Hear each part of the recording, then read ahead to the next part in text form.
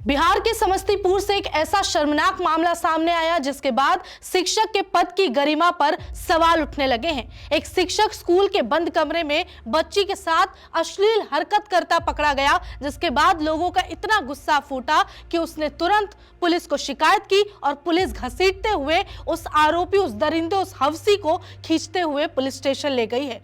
बता दें कि ये मामला बिहार का है। इससे पहले कि हम इस मामले पर रोशनी डालें, हम चाहेंगे कि हम सरकार से कुछ सवाल पूछ लें। सबसे पहला सवाल कि सरकारी स्कूलों की ऐसी स्थिति क्यों है? क्या गुरु का पद भी नहीं रहा पवित्र? शिक्षा का मंदिर भी नहीं रहा अछूता? क्या बिहार में कोई भी है सुरक्षित? कैसे सरेआम डाला गया आबरू पर हाथ? बच्ची की इज्जत के साथ खिलवाड़ क्यों? अब तक सीएम ने नहीं लिया संज्ञान? बिहार सरकार और प्रशासन जवाब दो।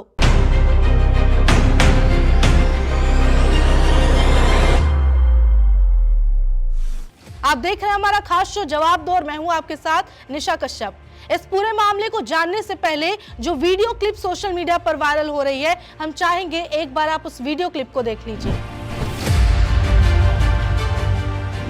अब बात इस पूरे घटना की करें तो बता दें कि बिहार के समस्तीपुर के सरकारी स्कूल की यह घटना है, जहां से एक अश्लील वीडियो वायरल होती है जिसमें स्कूल का प्रिंसिपल और एक छोटी सी बच्ची नजर आती है। उस वीडियो में साफ साफ दिखता है कि प्रिंसिपल क्या कर रहा है।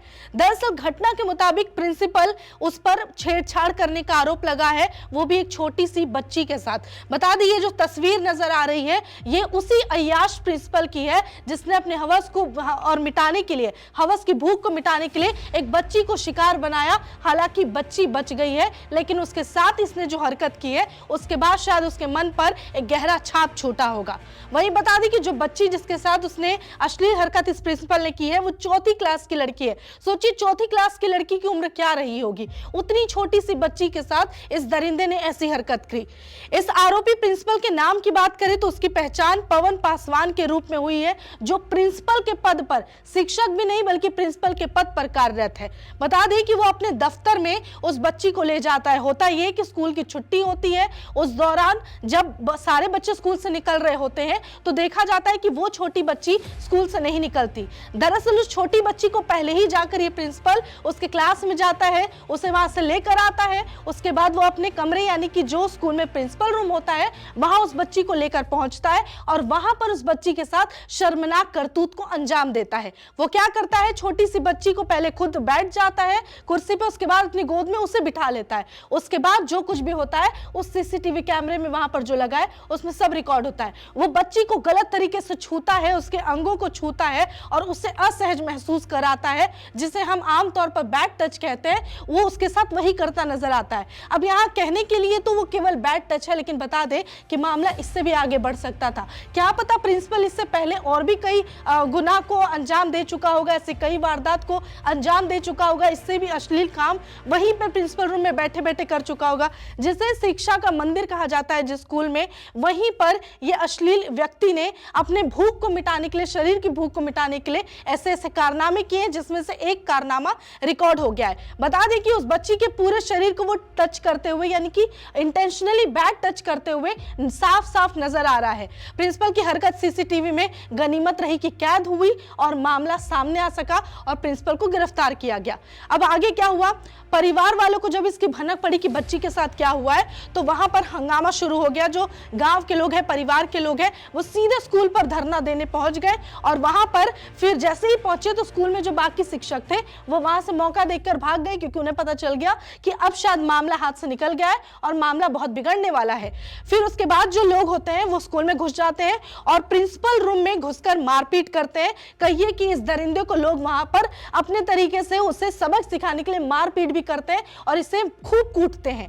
हालांकि जो छात्रा है उसे कमरे से निकाला जाता है, उस बच्ची को। उसके बाद इस प्रिंसिपल को उसी कमरे में बंद कर दिया जाता है ताकि सबूत ना मिट सके और दूसरी बात कि वो वहां से भाग ना सके और पुलिस आए तब तक वो वहीं रहे। इस वजह से पूरे जो गांव वाले होते हैं, आसपास के लोग, वो इस प्रिंसिपल को वहीं बंद कर देते हैं प्रिंसिपल रूम में। उसके बाद क्या होता है, एक बड़ी संख्या में भारी पुलिस बल वहां पर मौके पर पहुंचती है, पुलिस की टीम, और प्रिंसिपल को हिरासत में थाने ले जाती है। इसका फुटेज भी सामने आया है जब पुलिस उस आरोपी को, इस आरोपी प्रिंसिपल को घसीटते हुए लेकर जा रही है। एक बार वो फुटेज भी देख लीजिए।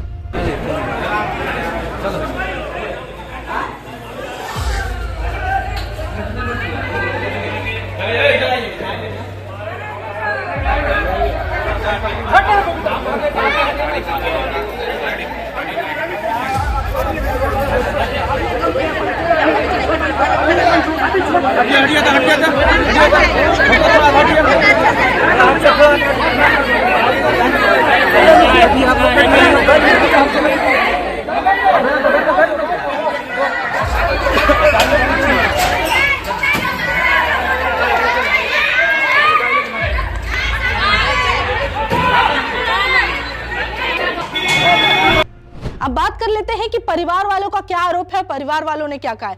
परिवार वाले बताते हैं कि स्कूल की छुट्टी होने के बावजूद बच्ची स्कूल से नहीं निकली।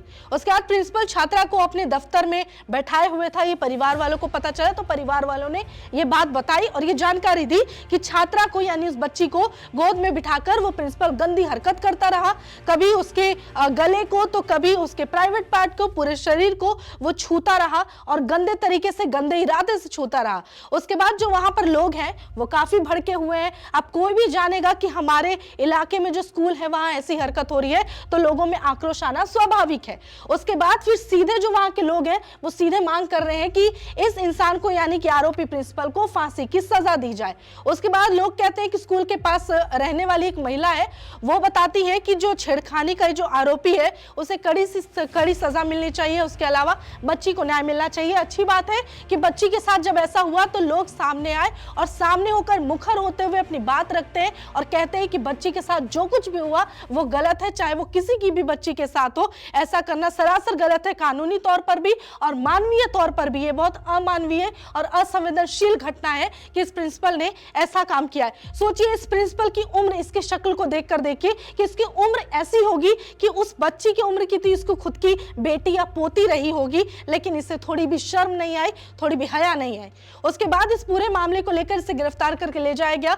जो इंस्पेक्टर शिव यादव है वो बताते हैं कि जो हेडमास्टर यानी कि पुलिस है इस पर ये प्रिंसिपल है उस पर छेड़छाड़ का आरोप लगा हुआ है और जो हेडमास्टर है उसको फिलहाल हमने अपने हिरासत में ले लिया है और जो गांव वालों ने अपनी तरफ से आवेदन दिया है, जो शिकायत दर्ज कराई है, उसके आधार पर हम आगे की भी कार्रवाई करेंगे। इसके अलावा जो जिला शिक्षा पदाधिकारी कामेश्वर प्रसाद गुप्ता है उन्होंने भी लोगों को आश्वासन दिया है, पूरी घटना की जानकारी ली है और मामले में कमेटी बनाकर जांच कराने का भी ये वादा किया है वहां के लोगों से। उसके बाद उन्होंने कहा है कि मामले का जो नियम के अनुसार कार्रवाई की जाएगी। अभी उसे गिरफ्तार किया गया है, उसके बाद उसकी पूछताछ उसके साथ होगी, मामले को और आगे बढ़ाया जाएगा। उसके बाद निर्णय लिया जाएगा कि इस आरोपी के साथ क्या कुछ करना है। वहीं एक छोटी सी बच्ची के साथ छेड़छाड़ का मामला है तो शायद इस पर हो सकता है कि पॉक्सो एक्ट भी लगाया जाए अगर ये पूरी तरह से साबित हो जाता है तो। हालांकि सीसीटीवी फुटेज के आधार पर यह अब तक आरोपी पाया गया है। इसके अलावा जो लोग हैं वो खासकर वो फांसी की सजा की मांग कर रहे हैं, उससे नीचे वो उतरने के लिए तैयार नहीं है।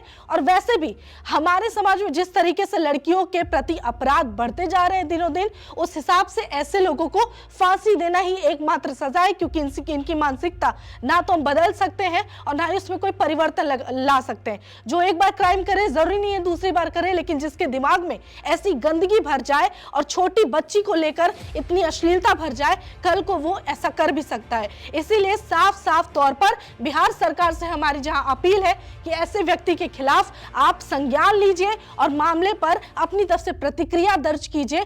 वहीं देखा गया कि अब तक बिहार सरकार की तरफ से एक ट्वीट भी इस मामले को लेकर नहीं किया गया।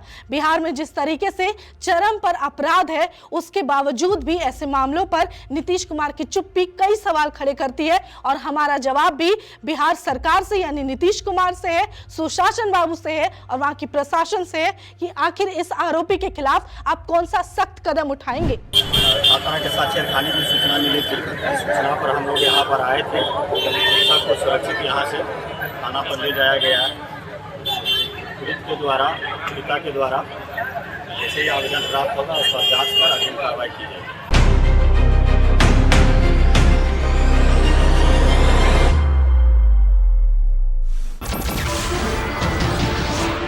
नमस्कार, मैं हूं मानक गुप्ता। अगर आपको हमारा ये वीडियो पसंद आया हो तो इसे लाइक और शेयर जरूर करें और हाँ, हमें सब्सक्राइब और फॉलो करना ना भूलें ताकि आप देश और दुनिया की कोई खबर मिस ना करें। तो जुड़े रहिए हमारे साथ और देखते रहिए News 24।